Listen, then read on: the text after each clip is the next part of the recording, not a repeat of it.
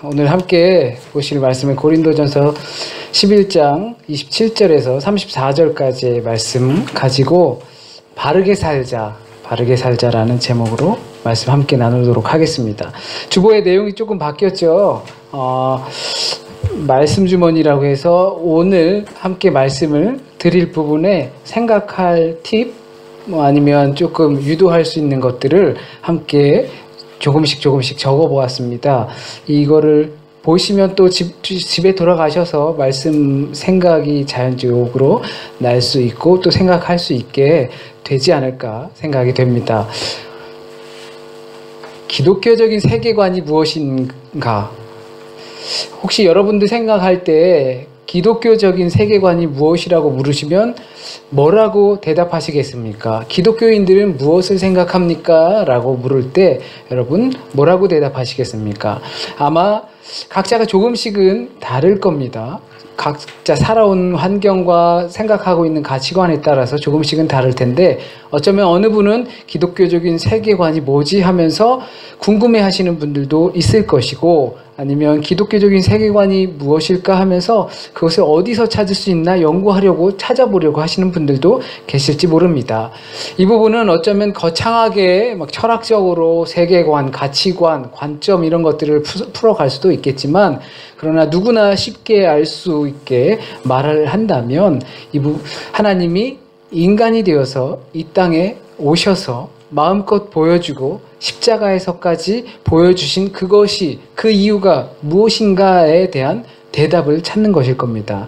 그리스도교, 그러니까 예수 그리스도께서 우리에게 오고 가신 그 사건에서 우리에게 깨닫게 하려고 하시는 것이 무엇일까? 그것은 어쩌면 예수 그리스도의 삶은 우리에게 영생의 삶을 열어주기 위한 것이다, 이 안에 있을 거라고 생각이 됩니다. 그리스도인들이 갖고 싶어하는 것 중에 하나가 이 영생일 것입니다. 어느 한 부자 청년이 주님께 와서 이렇게 물었습니다. 어떻게 하면 영생을 얻을 수 있습니까? 그가 궁금했던 영생은 소유하고 가질 수 있는 영생이었습니다. 그래서 주님은 하나님께서 그의 백성에게 처음으로 주었던 가장 크고 넓은 율법을 말해 주셨습니다. 4계명부터 10계명. 네 이웃을 사랑하고, 그리고 훔치지 말고, 도적질하지 말고, 간음하지 말고, 빼앗지 말라, 이러한 계명을 알려주셨습니다. 그리고 그에게 네 소유를 모두 팔아서 네 이웃에게 나눠주어라 라고 말씀하십니다. 그의 가치관이 혼돈이 왔습니다. 어떻게 하면 이 소유를 가질 수 있을까? 어떻게 하면 이 영생을 가질 수 있을까? 이 영생이라는 것이 가질 수 있는 것이라고 생각해서 어떻게 하면 지금 내가 누리고 있는 이 모든 것을 더 누릴 수 있습니까? 더 가질 수 있습니까? 라는 생각으로 물어봤는데 그것을 다 버리라고 말씀해 주셨기 때문입니다. 예수 그리스도는 우리에게 그렇게 영생의 삶을 열어주시고자 했던 것입니다.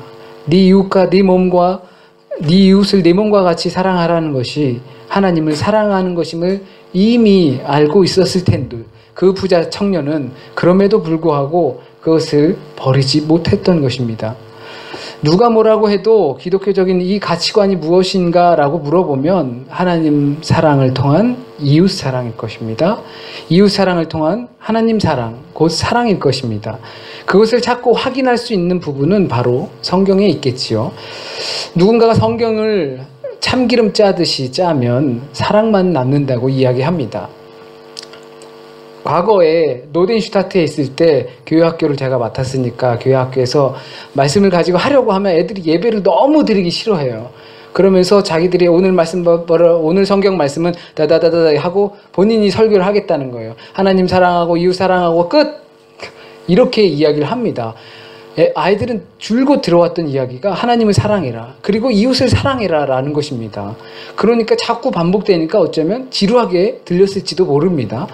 그런데 그와 같은 것처럼 진리적인 말은 없는 것입니다. 그것이 바로 진리입니다. 바울은 사랑이 아니면 아무 소용이 없다고 이야기하였습니다. 참 사랑을 알면 그가 지금 당장 예수를 몰라도, 성경을 몰라도, 예배를 어떻게 하는지 몰라도 참 사랑의 방법과 행동을 안다면 복음에서 크게 차지하고 있는 그것을 이미 가진 것이다 라고 이야기합니다. 그럼 사랑만 하면 예수를 믿지 않아도 되는 건가라고 착각하거나 오해하실 수도 있습니다. 하나님의 속성이 사랑이기 때문에 그것을 먼저 알아야 한다는 것입니다. 사랑이 없으면 그렇기 때문에 아무 소용없는 꽹과리가 울리는 그것과 같은 것입니다. 성령의 은사도 필요 없게 되는 것입니다. 그래서 그 사랑이 중요하고 또 중요한 것입니다. 우리가 예수를 모르고 하나님을 모르고 성령님을 모르고 사랑을 할 수 있다면, 참사랑, 그 사랑을 할 수 있다면 좋겠지만 우리에겐 예수님께서 우리에게 보여주신 그 사랑을 통해서만 하나님과 예수 그리스도를 알 수 있다는 것입니다.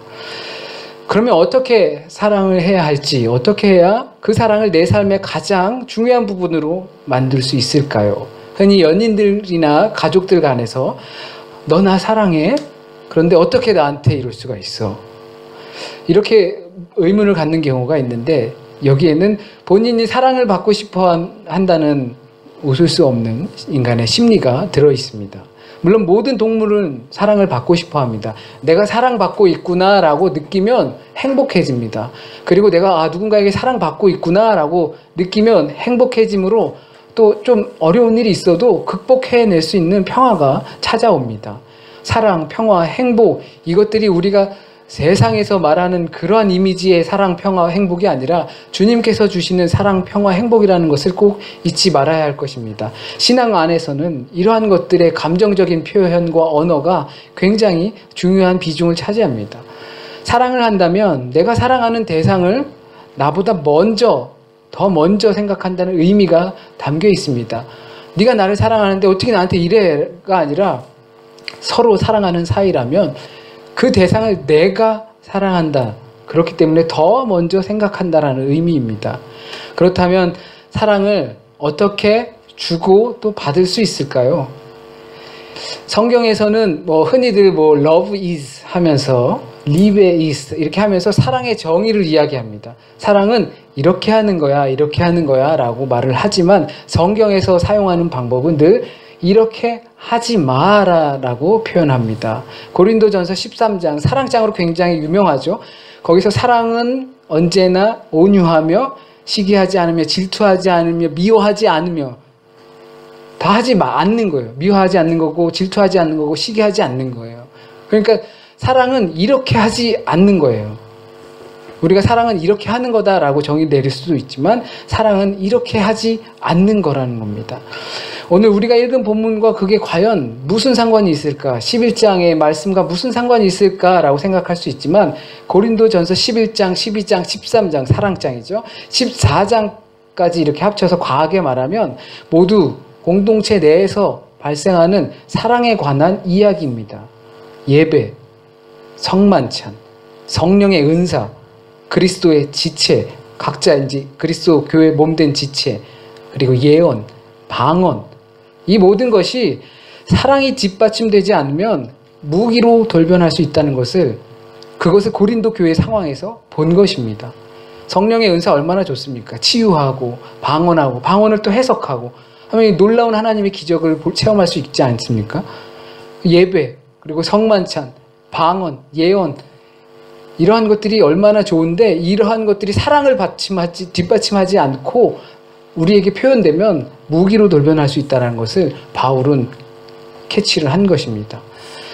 당파를 나누어 갈라져 그리스도로 하나 되어야 할 공동체가 흔들리고 있는 모습을 떠올리면서 사랑을 뒷받침해야 한다라고 바울은 이야기해주고 있습니다. 특히 오늘 본문을 정한 것은 우리가 성만찬도 오늘 함께하고 새로운 직분자들을 세우기도 하려고 하지만 오늘 본문이 교회의 참 본질을 잊고 살아가는 공동체의 모습을 떠오르게 하기 때문입니다.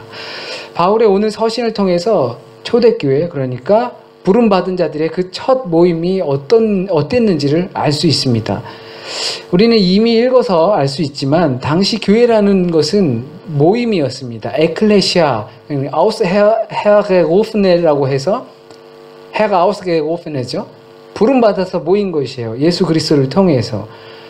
지금과 같이 어떤 예배 형식이 있었다든지 아니면 누가 설교를 한다든지 누가 특송을 한다든지 이런 것은 없었습니다.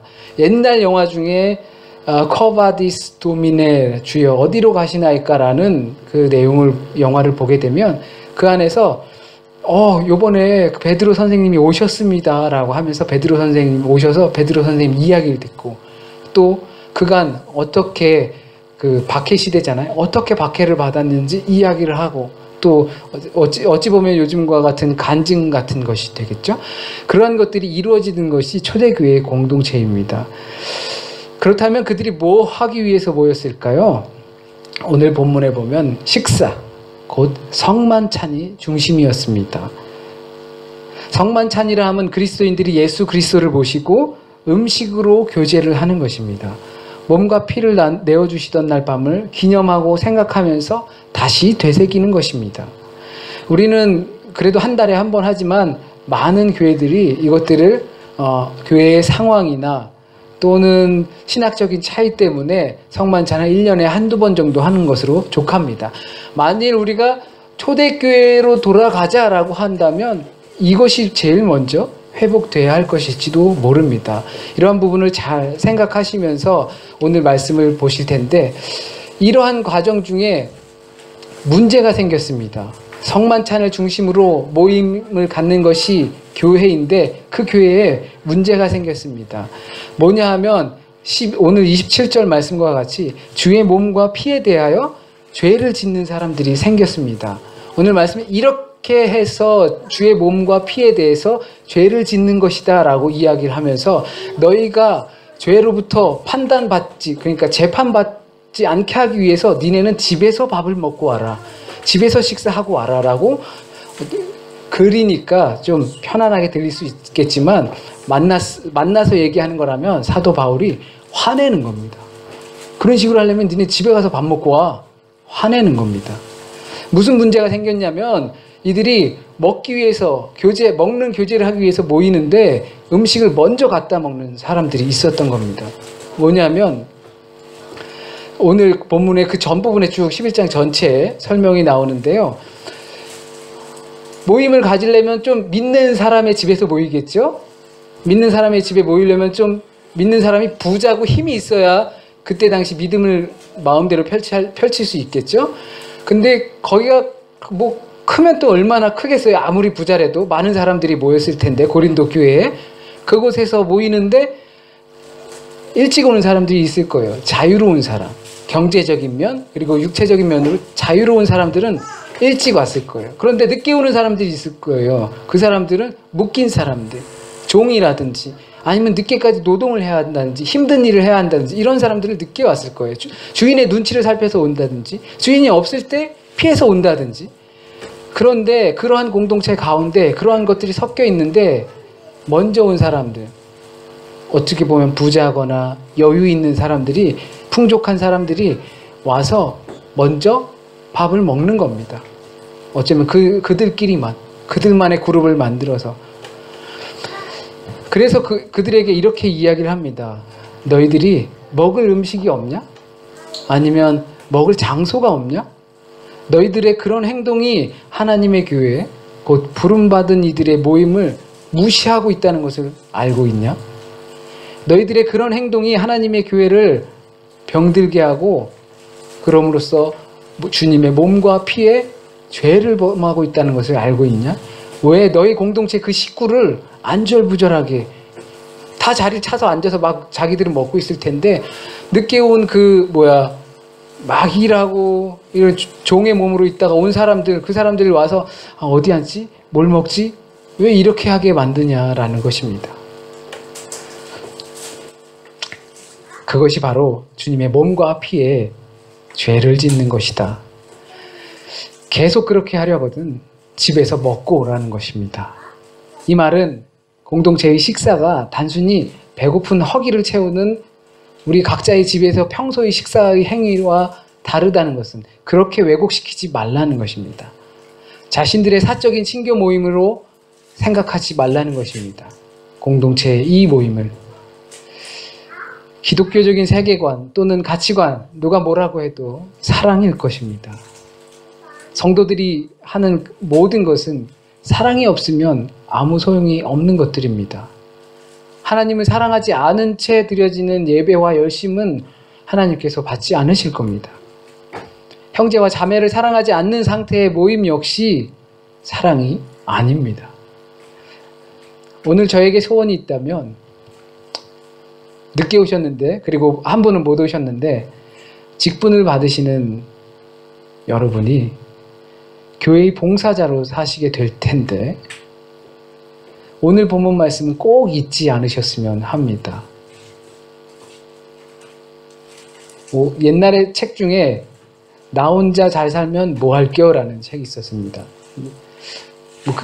그리스도인이랑 전혀 상관없는 사람인데 함께 사는 것에 대해서, 이것이 사람만이 아니라 자연과 하나님이 주신 세상과 함께 사는 것에 대한 짧은 수필이었습니다.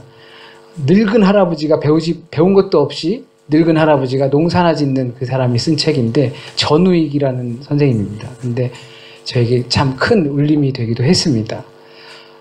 이제 김유준 집사님, 오늘 말씀을 집에 가시면 다시 한번 음성으로 들어보시고, 어디 있든지 간에 꼭 말씀을 새기면서 살아가셨으면 좋겠습니다. 이제 임직식을 하겠습니다.